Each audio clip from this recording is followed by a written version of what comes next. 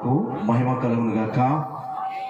రెండు చేతులు ఆకాశం వైపెత్తి దేవునికి స్తోత్రాలు చెప్దాం. మొట్టమొదటిగా అందరూ రెండు చేతులు ఆకాశం వైపు ఎత్తి అందరూ దేవునికి స్తోత్రాలు చెప్దాం. ఎందుకంటే దేవుడు ఆయన అనాది సంకల్పంలో ఆయన జగత్పునాది వేయబడక మునిపే ఈ యొక్క స్థలాన్ని ఎన్నుకుని దేవుడు ఈ 11 సెంటుల్లో దేవుడు ఆయన ఉద్దేశం మేరగా ప్రభునామాన్ని మహింపరచడానికి ఇక్కడ కమిటీ హాల్ని దేవుడు ఏర్పాటు చేసి ఇక్కడ దేవుని యొక్క మహిమకు మరి ఆయన మహిమ పొందాలని అనాది సంకల్పంలో ఉన్నది కనుక ఈరోజు ఎంత గొప్పగా మరి పండుగ జరుపుకోవడానికి దేవుడు ఈ యొక్క స్థలంలో ఈ భయంకరమైనటువంటి చలిలో దేవుడు మనకి ఇచ్చినటువంటి మరి ప్రభువుని ఆరాధించడానికి ఎందరికో యోగ్యత లేదు. ఈ నూతన సంవత్సరంలో దేవుడు మనకి అందరికీ కూడా దేవుడు ఇచ్చినటువంటి కృపను బట్టి రెండు చేతులు ఆకాశం వైపు ఒకసారి స్తోత్రాలు చెప్పండి గట్టిగా. బలవంతుడితో చెప్పాలి, బలవంతుడితో చెప్పాలి, చేతులతో చెప్పండి. స్తోత్రం స్తోత్రం స్తోత్రం స్తోత్రం అని చెప్పండి గట్టిగా గట్టిగా. స్తోత్రం. పరిశుద్ధుడా మీరు ఇక్కడ మా మధ్యలో నివాసము చేయండి. స్తోత్రం. హల్లెలూయా. మంచిదండి. అందరూ కూడా జాగ్రత్తగా 10 నిమిషాలు నా వెనకాల మరి అభిషక్తులు దైవ సేవకులు చాలా మంది ఉన్నారు. నేను ఒక 10 నిమిషాలు సమయం ఇచ్చారు కానీ 5 నిమిషాల్లో ముగిస్తాను నేను. దేవుని స్తోత్రం. హల్లెలూయా.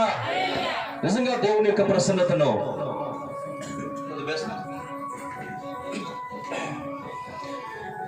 ఈరోజు అనిపించడానికి దేవుడు మనకి ఎంతగానో కృపనిచ్చాడు. అందుని బట్టి ఎంతగానో నేను స్తుతిస్తూ ఉన్నాను. దేవదేవుని తర్వాత నా తోటి దైవజనులు మరి ఇక్కడ యోహానయ్య గారికి నా ప్రత్యేకమైన వందనాలు తెలియపరుస్తున్నాను. అలాగే వారి ఆత్మీయ తండ్రి గారు అయినటువంటి అయ్య గారికి నా ప్రత్యేకమైన వందనాలు. నా తోటి దైవజనులకు అన్నలకు అందరికీ కూడా నా వందనాలు తెలియపరుస్తున్నానండి. మంచిది. మీ అందరికీ కూడా ప్రభు అయినటువంటి యేసుక్రీస్తు వారి పరిశుద్ధ నామంలో వందనాలు తెలియపరుస్తున్నాను. ఒకసారి చేపెట్టి రెండు చేతులు చప్పట్లు కొట్టుకోసారి గట్టిగా. హల్లెలూయా. స్తోత్రం స్తోత్రం స్తోత్రం. మంచిదండి. దేవుని యొక్క పరిశుద్ధ గ్రంథంలో మనం చూడాల్సిన అవసరం లేదు. మరి ఆదికాండం 28వ అధ్యాయంలో 15-16 వచనాల్లో భక్తుడైనటువంటి యాకోబు గారి గురించి వ్రాయబడి ఉన్నది. మరి భక్తుడైనటువంటి యాకోబు గారు, మన పెద్దలైనటువంటి యాకోబు గారు, ఆయన తల్లిదండ్రుల దగ్గర నుండి పారిపోయి వచ్చుచున్నటువంటి సమయంలో ఆ కొండ మీద చీకటి పడినందున అక్కడ వ్రాయబడి ఉన్నది, మీరు చదువుకోండి. ఆయన పారిపోతున్నటువంటి సమయంలో తండ్రి దగ్గర నుండి మామగారింటికి పారిపోతున్న సమయంలో చీకటి పడినందున అక్కడ ఆ కొండ పైన ఒక రాయిను తీసుకుని తలగడగా చేసుకుని పండుకున్నటువంటి సమయంలో ఆయనకు ఒక దర్శనం కలుగుతుంది. ఏంటి ఆ దర్శనం అంటే, ఆకాశమునంటూ ఒక నిచ్చెన, దాని మీద దేవదూతలు ఎక్కుచు దిగుచు ఆయనకు ఒక గొప్ప దర్శనం కనబడుతుంది.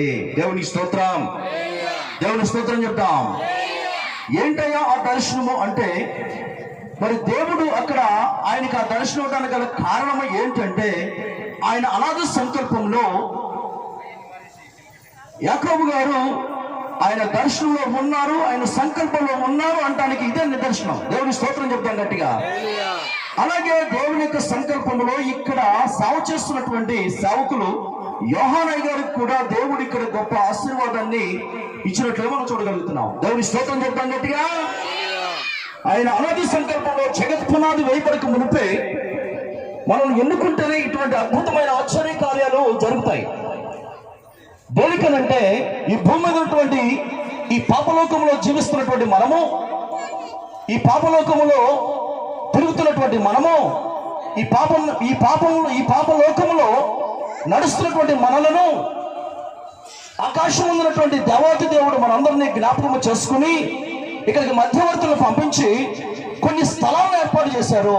చప్పట్లు కొట్టి కనపడతావు సార్ గట్టిగా. కొన్ని స్థలాన్ని ఆయన అనాది సంకల్పంలో జగత్ పునాది వేయబడక మునిపే మనందరిని ఎన్నుకుని మధ్యవర్తులుగా దైవ సేవకుల్ని ఏర్పాటు చేసుకుని వారి ద్వారా అనేక మంది పరిశుద్ధులుగా ఈ పాపలోకంలో ఉన్నటువంటి వారందరినీ కూడా పరిశుద్ధులుగా మార్చడానికే దేవుడి యొక్క ఎన్నిక. దేవుని స్తోత్రం చెప్తాను గట్టిగా. దీనికి ఒక నిదర్శనం మీకు చెప్తాను. చూడండి, ఈ లోకంలో జీవిస్తున్నటువంటి మనము, ఈ లోకములో, ఈ పాప లోకములో ట్రైన్స్ తిరుగుతున్నాయి, ఈ పాప లోకములో బస్సులు తిరుగుతున్నాయి, ఈ పాప లోకములో అనేకమైనటువంటి కాలేజీలు కడుతున్నారు, ఈ పాప లోకములో విమానాలు తిరుగుతున్నాయి, ఈ పాప లోకంలో అన్నీ కూడా తిరుగుతున్నాయి. కానీ దేవుడు ఒక ఉన్నతమైన ఆశీర్వాదాన్ని మన కొరకు దాచిపెట్టాడు.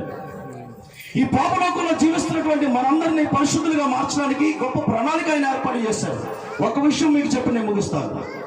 ఏంటి ఆ విషయం అంటే, సముద్రము భయంకరమైనటువంటి పాపానికే సాదృశ్యంగా ఉన్నది. సముద్రం అంతా కూడా ఉప్పుగా ఉన్నదండి. ఈ సముద్రంలో జీవిస్తున్నటువంటి చేపలు ఉన్నాయి. వాటికి ఎవరు నేర్పారు? ఆ చేపలకు ఎవరు నేర్పారు? ఆ చేపలు పెరుగుతున్నాయి. ఆ యొక్క సముద్రంలో ఉన్నటువంటి చేపలు ఉప్పులోనే పుట్టినాయి, ఉప్పులోనే కాలేజీ ధరించినాయి, ఉప్పులోనే చదువుకున్నాయి, ఉప్పులోనే పెద్దవైనాయి. అవి పెద్ద అయిన తర్వాత ఆ చేపను బయటకు తీసుకొచ్చిన తర్వాత దాన్ని బాయిలు చేసి తింటే అది ఉప్పుగా ఉంటుందా? చెప్పాలి. దేవుని స్తోత్రం చెప్తాం సారి. అది చాలా మాధుర్యంగా ఉంటుంది. కారణం, చేప నీవు ఉప్పులో పెరిగావు, ఉప్పులోనే పెద్దదానం అయ్యావు, కానీ నువ్వు ఉప్పుగా ఎందుకు లేవు అని అడిగితే దేవుడు ఒక మాట చెప్తున్నాడు. నా మొప్పల చేత, దేవుడిచ్చినటువంటి నా మొప్పల చేత నేను ఈ పాపాన్ని కప్పుకొని ఆశీర్వాదకరంగా నన్ను బయట వేశాడు నా దేవుడు. చప్పటి కొట్టి కనపరుస్తాడా? దేవుని స్తోత్రం చెప్పండి గట్టిగా, గట్టిగా చెప్పండి గట్టిగా.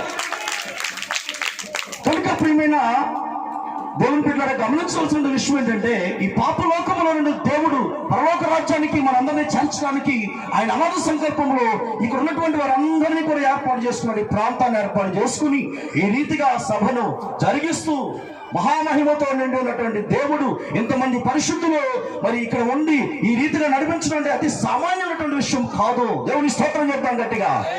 కనుక దేవుడు యాకోబు గారికి ఇచ్చినటువంటి దర్శనం ఏంటయ్యా అంటే, చూడండి, ఆ దేవదూతల దర్శనం ద్వారా ఇది దేవుని యొక్క మందిరమే కానీ వేరొకటి కాదు. దేవునికి స్తోత్రం చెప్తాం గట్టిగా. చెప్పండి కనబడదాం. దేవతి దేవుడు పరిశుద్ధుడు.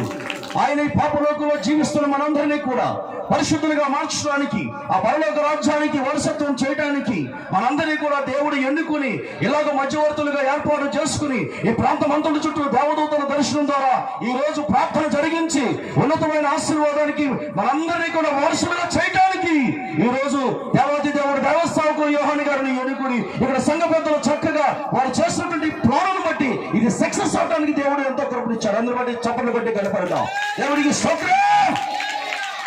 కనుక ఇంకానూ దేవుని యొక్క ఆశీర్వాదాలు మనందరికి ముందుకు వెళ్ళాలంటే ఇంకా సహకరించేటువంటి సంఘ పెద్దలు కానీ మరి విశ్వాసులు కానీ అలాగే అందరూ కూడా సహకరించి ప్రభు నామాన్ని ఘనపరిచినప్పుడు మనందరినీ కూడా ప్రభు నిన్ను ఘనపరచువాన్ని నేను ఘనపరుస్తాను, నన్ను ప్రేమించు వారిని నేను తప్పిస్తానటువంటి వాగ్దానం ఉందండి.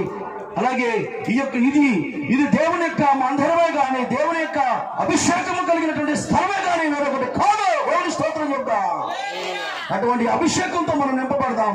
ఈ స్థలమందు చేయబడుతున్న ప్రతి ప్రార్థన వైపు దేవుని కనుదృష్టి ఉంటుంది కనుక ఇక్కడ ఎంతమంది అయితే వచ్చి ప్రభువుని ఆరాధిస్తున్నారో వాళ్ళందరూ కూడా ఆయన అనాథ సంకల్పంలో ఆయన పిలువబడినటువంటి వారిని గమనించి ప్రాంత ప్రజలందరూ కూడా ఇక్కడికి వచ్చి ప్రభు నామాన్ని మహింపరచాలని మరి దేవుని పేరు మనం చేస్తూ నీకోసం నా కోసం కల్వరి శిలువలో ప్రాణం పెట్టినటువంటి ఆ యొక్క 170 కిలోలు కలిగినటువంటి శిలువకు విలువ తెచ్చేటువంటి వారుగా ప్రభువుని అంగీకరించి, ప్రభువుని నమ్మి అంగీకరించి రక్షణ పొంది పరలోక రాజ్యానికి నిచ్చెన వేసేటువంటి వారుగా మనందరం కూడా పరిశుద్ధాత్మ చేత నింపబడి ప్రేమైనటువంటి దానిలో కట్టబడి ప్రభువుని అంగీకరించి కృపలో వర్ధలింపబడాలని ప్రభు యొక్క సంకల్పంలో మనందరం కూడా పిలువబడిన వారుగా ఉందాం. దేవుని ఆశీర్వాదాలు పొందుకుందాం.